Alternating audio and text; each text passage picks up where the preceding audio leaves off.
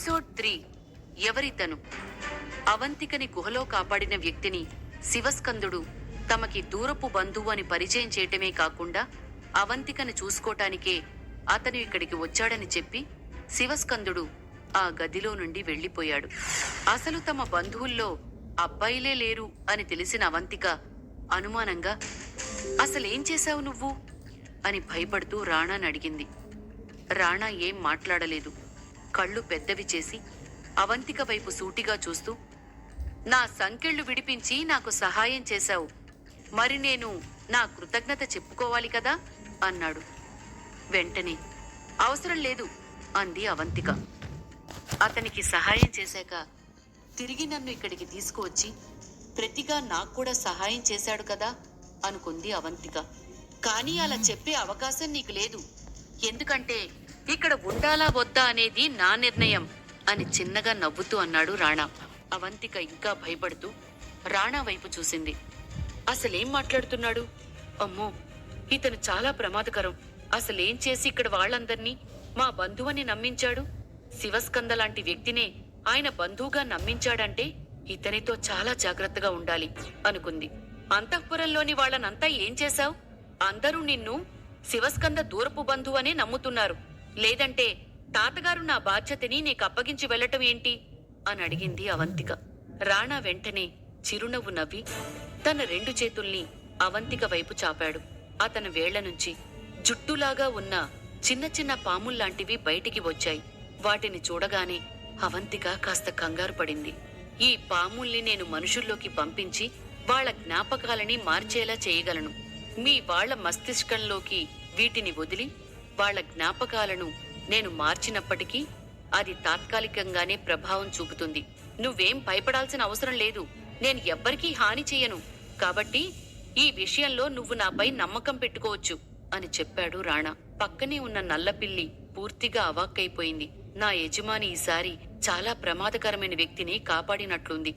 అతని చేతి వేళ్ల నుంచి వచ్చిన పాములను చూస్తేనే భయం వేస్తోంది. అవి ఎవ్వరికీ కనిపించకుండా మనిషిలోకి ప్రవేశించి వాళ్ల జ్ఞాపకాలని మార్చేస్తాయి అంటేనే ఎంత ప్రమాదమో అర్థం చేసుకోవచ్చు అనుకుంటూ రాణా వైపు ఆవేశంగా హిస్మంటూ చూస్తోంది. రాణా కూడా అదలా చూడటాన్ని గ్రహించాడు. దాని ప్రవర్తనని అధ్యయనం చేస్తున్నట్టు, ఈ పిల్లిని చూస్తుంటే నిన్ను ఆవహించిన శక్తిలాగే అనిపిస్తోందే అని అవంతికతో అన్నాడు రాణా. అవంతిక కొన్ని క్షణాలు మౌనంగా ఉండిపోయింది. పిల్లివైపు తీక్షణంగా చూస్తూ, అది నా వ్యక్తిగత విషయం, నీకు చెప్పాల్సిన అవసరం లేదు, నీకు తెలుసుకోవాల్సిన అవసరం కూడా లేదు అంది. ఎందుకు నాతో అంత కఠినంగా ప్రవర్తిస్తున్నావు అని అడిగాడు రాణా. ఎందుకంటే ఈ అంతఃపురం నీలాంటి వాళ్ల కోసం కాదు, నువ్వు వెంటనే ఇక్కడి నుంచి వెళ్ళిపో అంది అవంతిక. అప్పటికే ఎన్నో ఆలోచనలతో అవంతిక మనసంతా కకావికలం అయిపోయింది. ఇతను ఖచ్చితంగా నాకు, ఈ అంతఃపురానికి చాలా ప్రమాదకరం. ఇతన్ని నేను నమ్మకూడదు. ఇతని వల్ల ఇక్కడ జరిగే మంచి ఏమీ ఉండదు. ఎలాగైనా వెళ్లిపోయేలా చెయ్యాలి అని దృఢంగా అనుకుంది. రాణా తన స్వరాన్ని కాస్త తగ్గించి నవ్వుతూ ఒక్కసారిగా పైకి లేచాడు. అతని వేగానికి ఉత్పన్నమైన శక్తి అక్కడ స్పష్టంగా తెలుస్తోంది. అతని వేళ్లపైనే అటూ ఇటూ కదులుతూ ఉన్న పాములు నాట్యం చేయటం మొదలుపెట్టాయి. మరీ అంత నిక్కచ్చిగా నాతో మాట్లాడాల్సిన అవసరం లేదు. నువ్వు నన్ను కాపాడావు. నన్నక్కడ బంధించిన వాళ్లపై నేను ప్రతీకారం తీర్చుకోవాలి. అందుకు నేనిక్కడ ఉండాల్సిన అవసరం ఉంది. నేనింత మర్యాదపూర్వకంగా అడిగినా నువ్వు వెళ్ళిపో అంటున్నావు. ఇప్పటిదాకా ఇక్కడ ఎవ్వరికీ ఎలాంటి హాని చేయనని చెప్పాను. ఇలాగే ప్రవర్తిస్తే మాత్రం నా అధీనంలో ఉన్న పాములతో మీ వాళ్లని నాశనం చేసేస్తాను. అవి గనక తిరగబడ్డాయంటే నీ అంతఃపురం ఏమైపోతుందో ఆలోచించు అని రాణా చాలా కోపంగా అన్నాడు. ఇంతసేపు కంగారుగా మాట్లాడిన అవంతిక ఒక్కసారిగా కళ్ళు పెద్దవి చేసి, ఏంటి, నన్ను భయపెట్టాలని చూస్తున్నావా అని ఆవేశంగా అడిగింది. లేదు, ఇంకా నీ అనుమతి అడుగుతూనే ఉన్నాను అని గంభీరమైన గొంతుతో అన్నాడు రాణా. అనుమత? నేను ఒప్పుకోకపోతే ఇక్కడ అందర్నీ చంపేస్తానని బెదిరిస్తూ అనుమతి అడుగుతున్నా అంటాడేమిటి అనుకుని ఆశ్చర్యపోయింది అవంతిక. అది గమనించిన రాణా, నువ్వు నన్ను చూసి కంగారు పడుతున్నావని అర్థమైంది, కానీ అవసరం లేదు.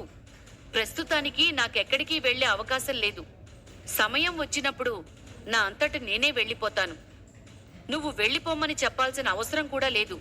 కానీ నేను వెళ్లేలోపు నువ్వు చేసిన సహాయానికి కృతజ్ఞతగా ఏదైనా చెయ్యాలి అనుకుంటున్నాను. నువ్వు నాకు చేసిన సహాయం చిన్నది కాదు. మళ్ళీ చెప్తున్నాను, ఇక్కడెవ్వరికీ నేను ఎలాంటి హాని చెయ్యను. ఈ విషయంలో నన్ను పూర్తిగా నమ్మొచ్చు అని చెప్పాడు. అవంతిక అనుమానంగా, ఇక్కడున్నంతకాలం నువ్వు ఎవరినీ ఏమీ చెయ్యకపోవచ్చు సరే, కాని వెళ్లే ముందు అందరినీ అంతం చేయవని ఏమిటి నమ్మకం? నిన్ను ఎలా నమ్మాలి అని అడిగింది. నేనెవర్నీ చంపను. సమయం వచ్చినప్పుడు నేనే వెళ్ళిపోతానని చెప్పాను. ఎవ్వరికీ హాని చేయకుండా వెళ్ళిపోతాను. ఇది నేనిస్తున్న మాట అని ఓపిగ్గా చెప్పాడు. అవంతిక కూడా కాస్త ఇబ్బందిగా, నాకింకో దారి కూడా లేదనుకుంటా అంటూ అటు తిరిగి కూర్చుంది. ప్రస్తుతానికి అతన్ని పంపించటం కుదరదని అర్థమయ్యేసరికి మెల్లగా మంచంపై ఒరిగిపోయింది. అతనితో మాట్లాడటం ఆపేయటమే ఉత్తమమని మౌనంగా అతను వెళ్లిపోయే క్షణం కోసం ఎదురుచూస్తోంది. కళ్ళు మూసుకుని ఇంకేమీ ఆలోచించకుండా నిద్రలోకి జారుకునే ప్రయత్నం చేసింది. అవంతికకి అతని మాటల మీద నమ్మకం కలగలేదు. కాని అక్కడుండి ఇదంతా కళ్ళార్పకుండా చూస్తున్న ఆ నల్లపిల్లికి రాణా మీద నమ్మకం కలిగింది. కోపంగా అతని వైపు చూడటం మానేసి ప్రశాంతంగా మారిపోయింది. అవంతిక నెమ్మదిగా నిద్రలోకి జారుకోవడంతో దిండు పక్కనే ముడుచుకుని కూర్చుంది. కాని దాని చూపుని మాత్రం రాణా మీదే ఉంచింది. అతని మాటల ద్వారా ఎంత నమ్మకం కలిగించినా అవకాశం వస్తే అవంతికకి హాని చేస్తాడేమో అన్న భయం ఉంది ఆ నల్లపిల్లిలో. పెద్ద పెద్ద కళ్లతో నిత్యం అవంతికకు రక్షణగా పరిసరాల్ని గమనిస్తూనే ఉంది. అవంతిక మౌనాన్ని అంగీకారంగానే భావించాడు రాణా. తనకి స్వేచ్ఛ తిరిగొచ్చేలా చేసిన అవంతికకి తన వల్ల ఎలాంటి నష్టం రాకూడదని అనుకున్నాడు. ఆమెకిచ్చిన మాటకి కట్టుబడి ఉండాలనుకున్నాడు. రాణా అదృష్టం కొద్దీ అలాంటి కఠిన పరిస్థితి నుంచి బయటికి రాగలిగాడు. ఆ చీకటి గుహలో బందీగా ఎంతో కాలం ఉండిపోయి ఎంత ప్రయత్నించినా ఆ గొలుసుల్ని వదిలించుకోలేక నరకం అనుభవించాడు. ఆక్రోశంగా ఎంత అరిచినా లాభం లేకపోయింది. ఆ సమయంలోనే అతని ఎంతో కష్టపడి పెంచుకున్న శక్తి సామర్థ్యాలు క్షీణించిపోయాయి. అతన్ని అలా బంధించి నరకం చూసేలా చేసిన వాళ్లపై ప్రతీకారం తీర్చుకోవాలంటే తిరిగి తన శక్తుల్ని పెంచుకోవాల్సిన అవసరం ఉంది. రాణా బయటికి వెళ్తూ, అవంతిక ఎంతో హుషారుగా తెలివైన దానిలా ఉంది.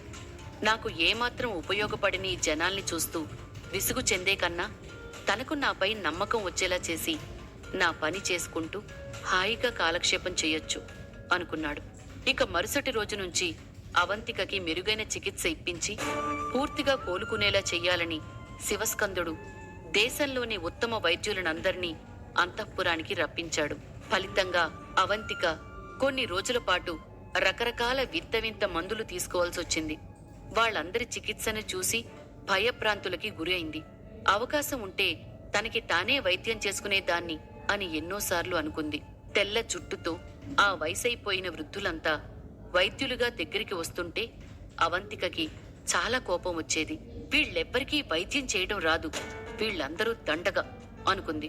వాళ్ల స్థానంలో నేనుంటే కేవలం 10 రోజుల్లో నయం చేసేదాన్ని. కానీ వీళ్లంతా కలిసి నాకు నెల రోజుల పాటు వైద్యం చేసే ఉద్దేశంతో ఉన్నట్టున్నారు అనుకుని విసుగు చెందింది అవంతిక. కాని ఆమెకిక్కడ మరో మార్గం కనిపించలేదు.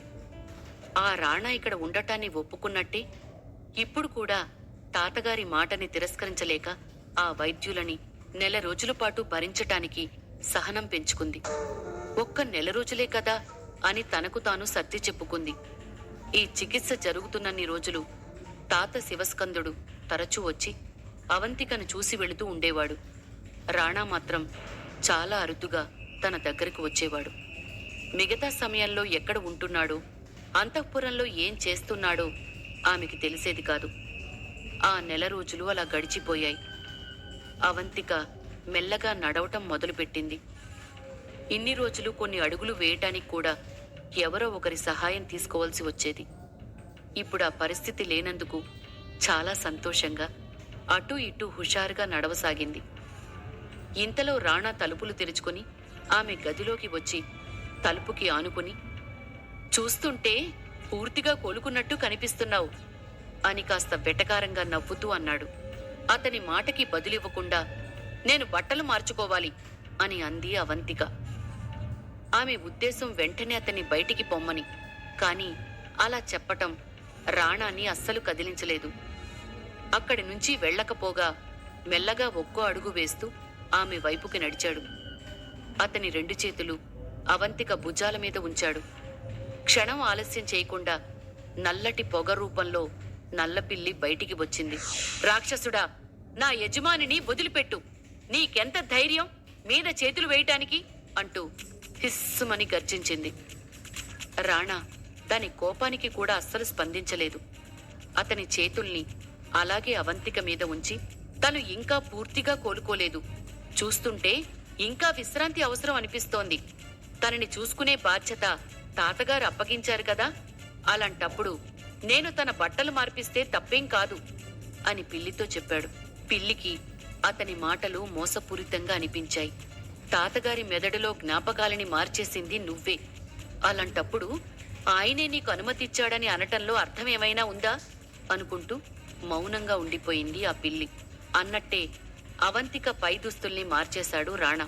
ఇక్కడ ఏం జరుగుతోందో అసలు చూడటం లేదు అన్నట్టు తన తలని 2 కాళ్ల మధ్య దాచేసుకుంది ఆ పిల్లి. అవంతిక స్తంభించిపోయింది. నోటి నుండి మాట రాలేదు. ఆమెకి ఇప్పటిదాకా ఇలాంటి అనుభవం లేదు.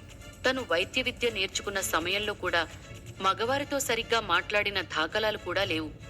అలాంటిది రాణా అలా ఆమె దుస్తుల్ని మారుస్తుంటే లోలోపల సిగ్గుపడుతున్నా పైకి అతని వైపు కోపంగా చూస్తూనే ఉంది.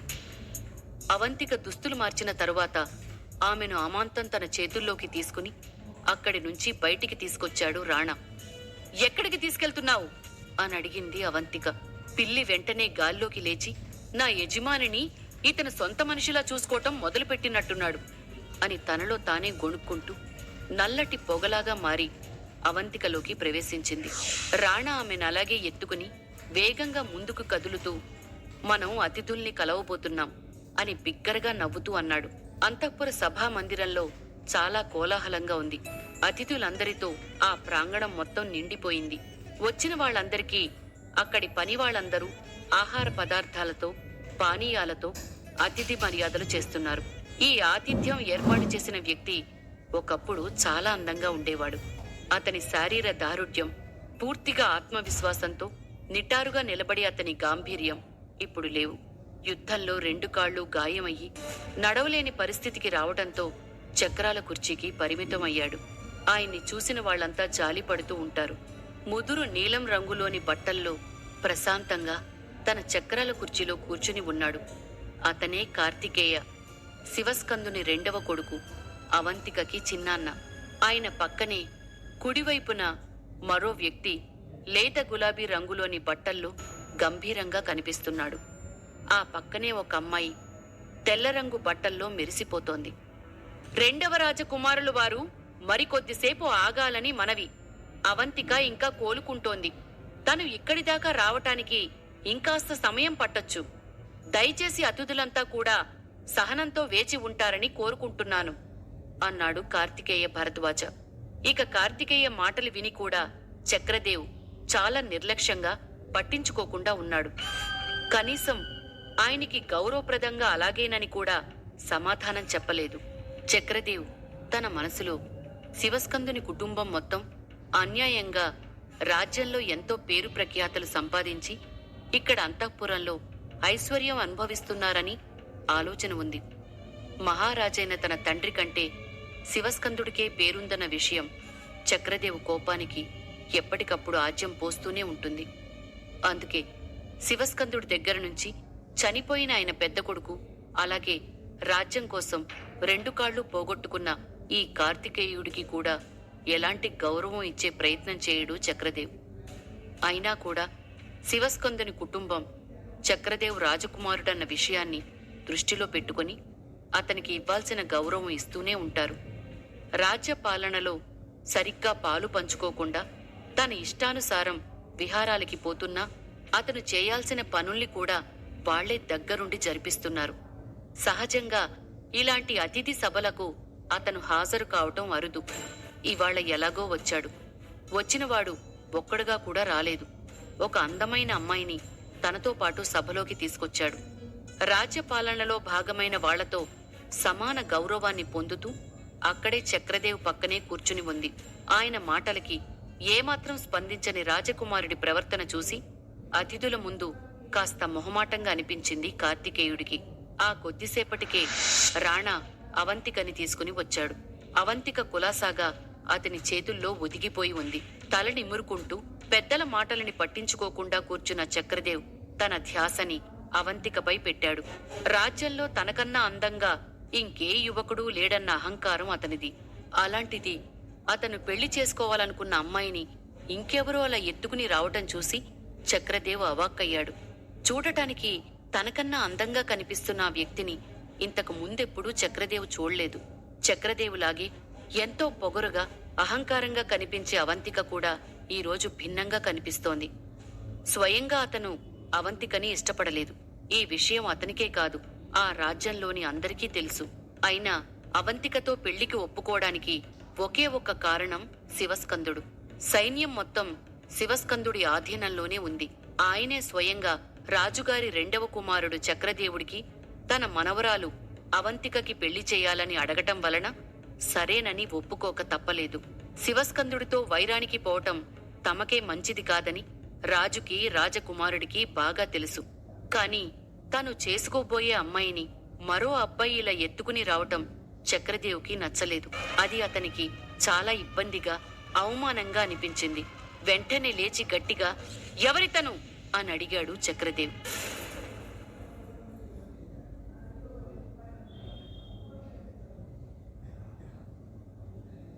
ఎపిసోడ్ 4 పెళ్లి రద్దు.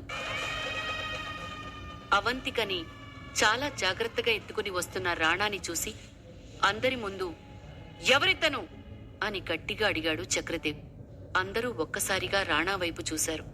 అతనింకా అలా అవంతికని ఎత్తుకునే ఉన్నాడు.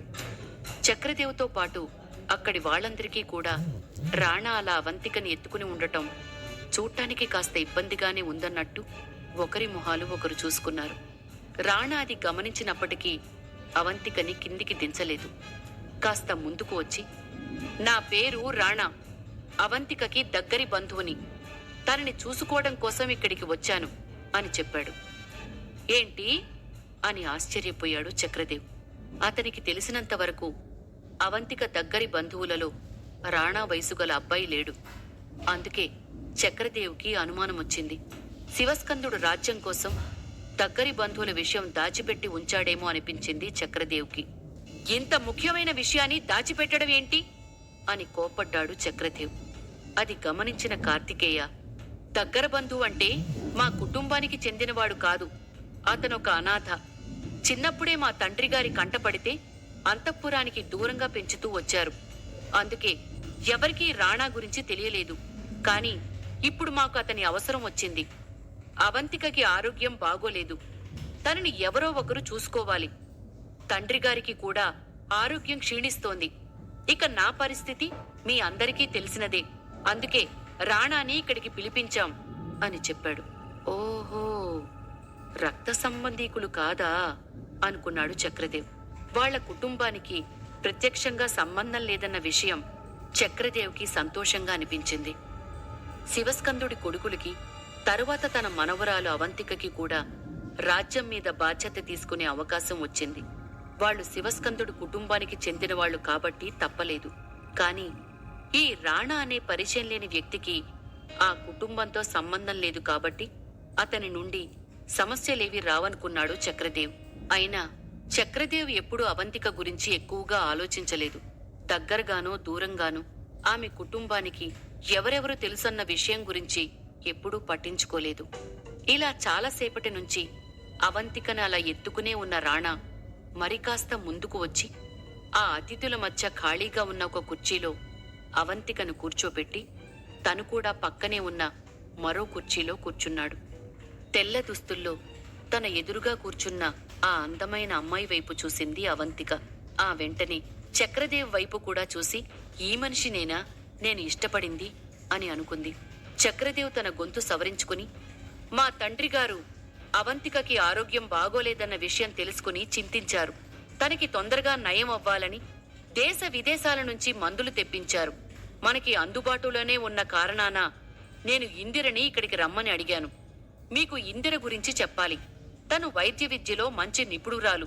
అవంతిక గాయాల్ని ఒక్కసారి చూసి నయం చేయగలిగే పరిజ్ఞానం తన దగ్గర ఉంది అని అవంతిక వైపు చూస్తూ, అవంతిక, ఆమెకి నీ గాయాన్ని చూపించు, నువ్వు పూర్తిగా మామూలు స్థితిలోకి వచ్చేస్తావు అని తను ఇష్టపడుతున్న ఇందిరని అందరికీ పరిచయం చేస్తూ గర్వంగా చెప్పాడు. వాళ్ళందరి ముందు ఇందిర పేరును ప్రస్తావించిన ప్రతిసారి చక్రదేవ్ మొహం వెలిగిపోతోంది. ఆమె పేరు చెప్పిన ప్రతిసారి ఇందిర వైపు ఆప్యాయంగా చూస్తున్నాడు. ఆ చూపు ఒక వైద్యురాలి వైపు చూస్తున్నట్టుగా అస్సలు లేదు. అతని ప్రేమికురాలిని అందరికీ పరిచయం చేయడానికి నా అనారోగ్యాన్ని సాకుగా తీసుకోవాలా అనుకుంది అవంతిక. వెంటనే నాకింకెలాంటి వైద్యం అవసరం లేదు అని చెప్పింది. సహజంగా అదే తన భావన కూడా. ఎక్కడెక్కడి నుంచో వచ్చిన ఆ వృద్ధ వైద్యుల వైద్యంతో ఆమె పూర్తిగా విసిగిపోయింది. ఈ దుర్మార్గుడు నీ ముందే ఇంకో అమ్మాయితో కలిసి కూర్చున్నాడు అంది అవంతికలోన దాగున్న నల్లపిల్లి. ఇందిరని గొప్ప వైద్యురాలిగా అందరి ముందు పరిచయం చేసిన చక్రదేవ్కి అవంతిక అవసరం లేదని చెప్పటంతో అతని మొహం వాడిపోయింది. ఇందిర ఎవరో తెలుసుకోకుండా మాట్లాడుతున్నారు. ఆత్రేయపుర ఆస్థాన వైద్యుడైన రంగాచార్య గారి దగ్గర నుంచి ప్రత్యక్షంగా శిక్షణ తీసుకునే వ్యక్తి. ఆస్థానం తరఫున వచ్చిన వాళ్ళని గౌరవించండి అన్నాడు చక్రదేవ్ అసహనంగా. అతనలా చెప్పడంతో కార్తికేయకి కూడా ఆశ్చర్యంగా అనిపించింది. కార్తికేయుడికి ఆత్రేయపురం వైద్యుల గురించి తెలుసు. ఈ ఒక్క రాజ్యానికే కాకుండా ఖండాంతరాలకి గొప్ప వైద్యశాస్త్ర నిపుణులుగా వాళ్ళకి పేరుంది. ప్రతిష్టానపుర రాజ్యానికి అవతల అత్యంత శక్తివంతమైన వ్యక్తులు కూడా వాళ్లే. రంగాచార్య గారితో పాటు ఆయన శిష్యులు కూడా ఎన్నో క్లిష్టమైన వ్యాధులకి పరిష్కారాలు కనుగొంటూ ఉంటారు. కొన్ని తరాలుగా వైద్యశాస్త్రంలో గొప్ప పండితులని తయారు చేస్తున్నారు. అలా ఇప్పటిదాకా రంగాచార్య గారి ఆశ్రమం నుంచి బయటికి వచ్చిన ప్రతి ఒక్కరి పేరు దేశ దేశాలకి వ్యాపించిపోయింది. అంతలా శక్తియుక్తులని సంపాదించి తమ మేధస్సుతో అద్భుతాలు చేస్తున్న ఆ ఆశ్రమవాసులంటే అందరికీ ఎంతో గౌరవం. వాళ్ళకి కోపం తెప్పించిన రాజ్యం పూర్తిగా నాశనమైపోతుంది. అందుకే ఎవ్వరూ రంగాచార్య గారికి గాని వాళ్ళ శిష్యులకి గాని ఎట్టి పరిస్థితుల్లోనూ ఎదురు వెళ్లి పోరాడే ప్రయత్నం చేయరు. అన్ని రాజ్యాల వారిలాగే ప్రతిష్టానపుర రాజ్య ప్రభువులు కూడా ఎప్పుడూ వారితో విభేదాలకు పోలేదు. చాలా జాగ్రత్తగా వాళ్ళ ఆగ్రహానికి గురి కాకుండా వాళ్ళకి ఇవ్వాల్సిన గౌరవం ఇస్తూ వస్తున్నారు. ఇందిర ఆ ఆశ్రమం నుంచి వచ్చిన శిష్యురాలంటే ఆమెకి ఎన్నో శక్తియుక్తులు ఉన్నాయని అర్థం. అక్కడి వాళ్ళందరిలో ఆమెది ఒక ఉన్నతమైన స్థానమని అర్థం. చక్రదేవ్ తనని అక్కడ వాళ్ళందరికీ పరిచయం చేసిన తరువాత ఆమె ఆత్మవిశ్వాసం మరింత పెరిగిపోయింది. ఇందిర తలపైకెత్తి అందరినీ చూసింది. అందరి కళ్ళు ఆమె వైపే చూస్తున్నాయి. మరో ప్రపంచం నుంచి వచ్చిన అందగత్తెలా ఆమె అందరి కళ్ళని కట్టిపడేసింది. చాలా కష్టపడి ఇందిర ఇక్కడికి వచ్చేలా చేశాను. ముందు తనిక్కడికి రావటానికి ఒప్పుకోలేదు. పైగా అవంతికకి తన 14వ పుట్టినరోజున ఎలాంటి శక్తులు కూడా రాలేదు. కాబట్టి అవంతికకి పూర్తిగా నయం చేయటానికి ఇందిర అవసరం చాలా ఉంది. ఇలాంటి పరిస్థితిలో కూడా సహాయాన్ని తీసుకోకపోతే ఎవరికి నష్టం? నేను అవంతిక కలవాలని విధి నిర్ణయించకపోయినా ఒక స్నేహితుడిగా తనకి చేయగలిగే నా వంతు సాయం ఇది అని పరోక్షంగా తన ఉద్దేశాన్ని బయటపెట్టాడు చక్రదేవ్. ఈ మాట వినగానే కార్తికేయ మనసు చిన్నబోయింది. కొంతకాలం క్రితమే చక్రదేవ్ అవంతికలకు పెళ్లి చేయాలని నిశ్చయించిన విషయం పూర్తిగా పక్కన పెట్టి యువరాజు ఇప్పుడు ఇలా మాట్లాడటం కార్తికేయునికి వింతగా అనిపించింది. కేవలం సైన్యం శివస్కందుడి చేతిలో ఉందన్న కారణంతో అవంతికను పెళ్లి చేసుకోవాలని అనుకున్నాను, కాని తన మీద నాకు ఎలాంటి ఇష్టం లేదు. నా ఇష్టం ఇందిర మీదే ఉంది. ఎన్నో శక్తియుక్తులు ఉన్న ఇందిర నా వెనకాల ఉంది కాబట్టి నేనెవ్వరికీ భయపడాల్సిన అవసరం లేదు అని చక్రదేవ్ ఉద్దేశమని అర్థం చేసుకున్నాడు కార్తికేయ. నిజానికి స్కంద సైన్యం రంగాచార్య ఆశ్రమవాసులతో పోటీ పడటానికి సరితూగదు. ఆ విషయం తెలిసే కార్తికేయ అంతలా దిగులు చెందుతున్నాడు.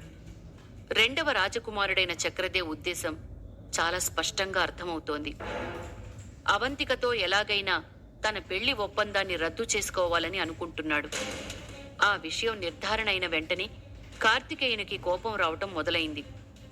తన 2 చేతులతో కుర్చీని బిగ్గరగా పట్టుకుని ఆవేశంగా, అంటే మీ మాటల అర్థం అవంతికతో పెళ్లి రద్దు చేసుకోవడమేనా అని అడిగాడు. అవును, మీకు సరిగానే అర్థమైంది. అవంతికతో పెళ్లి నిర్ణయించటం కన్నా ముందే తన గురించి నా గురించి తనకు తెలుసు. కాని నాకెప్పుడు అవంతిక మీద ఎలాంటి ఇష్టం కలగలేదు. అవంతికకి నేను నచ్చటం అది తన వ్యక్తిగతం. నాకు మాత్రం తన మీద ఇప్పటిదాకా ఇష్టం ఏర్పడలేదు. ఇక ముందట ఆ ఇష్టం కలుగుతుందని కూడా నేను అనుకోవడం లేదు. మా ఇద్దరికీ పెళ్లి జరగాలని విధి నిర్ణయించలేదన్న విషయం నాకర్థమైంది. కాబట్టే మీ అందరికీ చెప్పాలని అనుకున్నాను. ఇంతకాలానికి చెప్పే అవకాశం వచ్చింది. నా మాటలు మిమ్మల్ని బాధ పెడితే మన్నించాలి. కానీ నేను చెప్పాలనుకున్నది చెప్పాను అన్నాడు చక్రదేవ్. అలా మాట్లాడి అక్కడి వాళ్ళందరి మెదడులో కొన్ని ప్రశ్నలు వదిలాడు చక్రదేవ్. 14వ పుట్టినరోజు జరిగినా ఎలాంటి శక్తులు పొందక ఇప్పటికే నవ్వుల పాలైన ఈ అవంతికని పెళ్లి చేసుకుని నేను కూడా నవ్వుల పాలు కావాలా? అవంతికకు శక్తులు లభించలేదన్న విషయాన్ని అందరి ముందు గట్టిగా చెప్పి ఆమెని సభాముఖంగా అవహేళన చేశాడు చక్రదేవ్. ఆ శక్తులు లేకుండా ఆమెకంటూ ఎలాంటి స్థాయి లేదన్న విషయాన్ని గుర్తు చేశాడు. పెళ్లి నిర్ణయాన్ని రద్దు చేసుకోవటానికి పూర్తిగా అవంతిక బలహీనతే కారణమని చెప్తూ ఇందులో తను చేయగలిగింది ఏమీ లేదని, తన వైపు అంతా సరిగానే ఉందని చెప్పి సునాయాసంగా తప్పించుకునే ప్రయత్నం చేశాడు చక్రదేవ్. మౌనంగా తలదించుకోవడం తప్ప ఇక ఏమీ మాట్లాడలేకపోయాడు కార్తికేయ. అన్న కూతురిని అతిథుల సభలో ఇలా అందరి ముందు అవమానిస్తూ మాట్లాడడం కార్తికేయకి చాలా బాధగా అనిపించింది. తండ్రి శివస్కందుడి తర్వాత తనకెంతో ఇష్టమైన వ్యక్తి అవంతిక మాత్రమే. కార్తికేయుడికి తన జీవితంలో ఆ ఇద్దరికన్నా ముఖ్యమైన వాళ్ళు ఇంకెవ్వరూ లేరు. వాళ్ళని అవమానిస్తే తనని కూడా అవమానించినట్లేనని భావిస్తున్నాడు. అతనికి అంతఃపురం మెల్లగా పతనమవుతోందనిపించింది. అవంతిక వైపు చూశాడు. దిగాలుగా కనిపించిన అవంతిక మొహాన్ని చూసి ఆయనకి మరింత బాధ కలిగింది. చక్రదేవుని అవంతిక ఎంత ఇష్టపడిందో కార్తికేయునికి బాగా తెలుసు. అలాంటిది అంతలా ఇష్టపడిన వ్యక్తి చేతని ఇలా అందరి ముందు తక్కువ చేస్తూ మాటలు పడటం అవంతిక తట్టుకోగలదా అన్నట్టు ఆమె వైపే చూస్తున్నాడు కార్తికేయుడు. కాని అంతలోనే ఒక నమ్మలేని దృశ్యం ఒకటి అతని కళ్ల ముందు కనిపించింది. ఇంతసేపు మౌనంగా కూర్చుని చక్రదేవ్ మాటలు వింటున్న అవంతిక ఒక్కసారిగా నిలబడింది. ఇక్కడిదాకా కనీసం తనకు తానుగా నడుచుకుంటూ రాలేని అవంతిక అలా నిటారుగా నిలబడి తన చుట్టూ ప్రకాశవంతమైన శక్తితో కనిపించటం వాళ్ళందరినీ ఆశ్చర్యానికి గురిచేసింది. కార్తికేయ ఒక్కడే కాదు, అక్కడి వాళ్ళెవరూ ఇది నమ్మలేకపోయారు. అవంతిక ఎలాంటి జంకు లేకుండా చక్రదేవ్ ఇందిరల వైపు ధైర్యంగా చూసి, అయిపోయిందా మీరు మాట్లాడేది అంది. అవంతిక అలా మాట్లాడడం ఎవ్వరూ ఎప్పుడూ చూడలేదు. వాళ్ళందరి దృష్టిలో అవంతికకు అసలు సరిగ్గా మాట్లాడడం కూడా రాదు. అలాంటిది ఆమె స్పందించిన తీరు చూసి చక్రదేవ్ ఆశ్చర్యపోయాడు. కార్తికేయకు కూడా అవంతిక చాలా కొత్తగా కనిపిస్తోంది. చక్రదేవ్ మీద చెప్పలేనంత ఇష్టాన్ని పెంచుకుని ఎలాగైనా అతన్నే పెళ్లి చేసుకుంటానని పట్టుబట్టి అతనితో నిశ్చితార్థం జరిపించేలా చేసుకుంది. తాను అనుకున్నది జరగటం కోసం అవంతిక ఎంత దూరం వెళ్ళిందంటే తాత శివస్కందుడి స్థాయినే ప్రశ్నించింది. నా కోసం ఇది కూడా చెయ్యలేవా అని ఆయనతో పోరాడింది. అప్పటికి గాని శివస్కందుడు ఒక నిర్ణయానికి రాలేకపోయాడు. ఆ పైన మహారాజు దగ్గరకు వెళ్లి మనవరాలు తనతో పోరు పెట్టినట్లుగానే ఆయన కూడా రాజుతో ఈ విషయం గురించి పదే పదే ప్రస్తావించి చివరికి యువరాజు చక్రదేవుతో పెళ్లి కుదిర్చాడు. ఇక అప్పటి నుంచి అవంతిక సంతోషానికి అవధులు లేవు. అలాంటిది ఇప్పుడిలా ఒక్కసారిగా చక్రదేవి పెళ్లి రద్దు చేస్తున్నట్టు ప్రకటించడంతో అవంతికకి చిరాకు కోపమొచ్చి అలా స్పందించింది. ఆమెకు బదులివ్వాలని నిర్ణయించుకొని, అవంతిక, మనకి మరో దారి లేదు. నువ్వు నన్ను ఇష్టపడి ఉండొచ్చు, కానీ నాకు నీ మీద ఎప్పుడూ ఇష్టం లేదు. తండ్రిగారి మాట కాదనలేక నీతో పెళ్లికి ఒప్పుకోవాల్సొచ్చింది. ఇష్టపూరితంగా జరిగితేనే కదా దాన్ని పెళ్లిగా అందరూ అంగీకరిస్తారు. అందుకే మనం ఎవరి దారి వాళ్ళు చూసుకోవటమే మంచిది. నా నిర్ణయంతో ఏకీభవించి ఇందిరతో వైద్యం చేయించుకో. తను నువ్వు పూర్తిగా కోలుకునేలా చేస్తుందని నేను మాటిస్తున్నాను. ఆ తర్వాత నీకు నాకు ఇక సంబంధం ఉండదు అని అదే ధోరణితో ముక్కుసూటిగా తన మనసులోని మాట మరోసారి చెప్పాడు చక్రదేవ్. అవంతిక ఎదురుగా ఉన్న ఇందిరని కింది నుంచి పైదాకా చూసింది. తనకేమీ ఈ ఇందిర అంత అందంగా కనిపించటం లేదు. చక్రదేవ్ వైపు చూసి చిన్నగా నవ్వి, నీకు ఈమెలో అంతగా ఏం నచ్చిందో బయటికి వెళ్ళి కాస్త ప్రపంచాన్ని కూడా చూడు. అప్పుడు తెలుస్తుంది అసలైన అందమంటే ఏమిటో అని ఎగతాళి చేసినట్టుగా అంది అవంతిక. ఏం మాట్లాడుతున్నావు అవంతిక అని కోపంగా కళ్ళెర చేసి అడిగాడు చక్రదేవ్. ఇక అవంతిక పక్కనే ఉన్న రాణా కూడా అంతే ఎగతాళిగా నవ్వుతూ, మీకింకా అర్థం కాలేదా యువరాజా వారు? తను మిమ్మల్ని బయటికి పొమ్మంటోంది అన్నాడు. రాణా మాటలు విన్న చక్రదేవ్ సహనం కోల్పోయాడు. చక్రదేవ్ ఇద్దరి వైపు ఆవేశంగా చూస్తూ, అవంతిక, నీకు మళ్ళీ చెప్తున్నాను, ఇది మనిద్దరి మధ్య విషయం. మనిద్దరమే తేల్చుకుందాం. నీకు వేరే దారి లేదు. నువ్వు ఈ వివాహ రద్దుని అంగీకరించాల్సిందే. మా తండ్రిగారు కూడా ఇందుకు ఒప్పుకున్నారు. అధికారికంగా రేపే ఈ విషయాన్ని ప్రపంచానికి తెలిసేలా ప్రకటిస్తారు.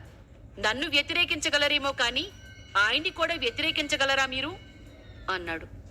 అతనికి మద్దతుగా ఇంతసేపు మౌనంగా ఉన్న ఇందిర కూడా మాట్లాడే ప్రయత్నం చేసింది. చూడవంతిక, మా గురువు రంగాచార్య గారు మాకెప్పుడు జీవితం ఎప్పటికైనా ముగిసిపోతుందని తరచూ చెప్తూ ఉంటారు. అలాంటి జీవితంలో దేన్ని బలవంతంగా మన సొంతం చేసుకునే ప్రయత్నం చేయకూడదని ఆయన అంటారు. పెళ్లి కూడా అంతే. నువ్వు ఈ పెళ్లి విషయంలో చక్రదేవుని అర్థం చేసుకుంటే మంచిది అని చెప్పింది. పైకి సలహా ఇస్తున్నట్టు కనిపించిన ఆమె స్వరంలో విపరీతమైన గర్వం, ఆధిపత్య ధోరణి స్పష్టంగా అవంతికకి కనిపిస్తున్నాయి.